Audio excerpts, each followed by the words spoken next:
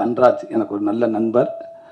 வெண்ணிலா கபடிக்குழு படம் ரிலீஸ் ஆன அப்போ எப்படி அந்த பரோட்டா காமெடி பேசப்பட்டுச்சோ, அதுக்கப்புறம் அதே படத்தை தெலுங்கில் பண்ணி அந்த காமெடி அதை விட இங்கே நான் பண்ணதை விட இன்னும் மேலும் ஒரு படி மேலே அந்த படம் அங்கே அவ்வளோ வரவேற்பு பெற்றுச்சு. அங்கேருந்து ஒரு நடிகன், ஒரு பெரிய நடிகனை, காமெடி நடிகனை உருவாகுறாங்க.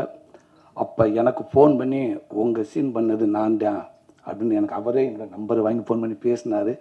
எனக்கு அவ்வளோ மகிழ்ச்சியாக இருந்துச்சு. அதுக்கப்புறம் நானும் பேசினேன். அதுக்கப்புறம் அப்பப்போ என்னோடய படங்கள் எந்த படம் வந்தாலும் அவர் ஃபோன் பண்ணி என்கிட்ட பேசுவார். அதுக்கப்புறம் இங்கே திருப்பி சென்னையில் ஒரு படம் அவர் கூட நடித்தேன். அப்புறம் எங்கள் அண்ணன் கனியன் இயக்கத்தில் நிமிர்ந்து நெல் படத்தில் வந்து அவர் நடித்தார். ஸோ 2 பேரும் மணிக்கணக்காக பேசிக்கிட்டே இருப்போம். எந்திரிக்கிறப்ப நான் பேசினது அவருக்கு புரியாது, அவர் பேசினது எனக்கும் புரியாது. அவள் 2 பேரும் கை கொடுத்துக்குருவான். இதே மாதிரி தான் நம்ம எப்போவுமே ஃப்ரெண்ட்ஷிப்பாக இருக்கணும்னு. கண்டிப்பாக தலைவா அப்படின்னுவேன். இப்போ விடுதலை படம் ரிலீஸ் ஆனதுக்கு அப்புறம் என்கிட்ட ஒரு 1/2 மணி நேரமாக பேசினாப்புல.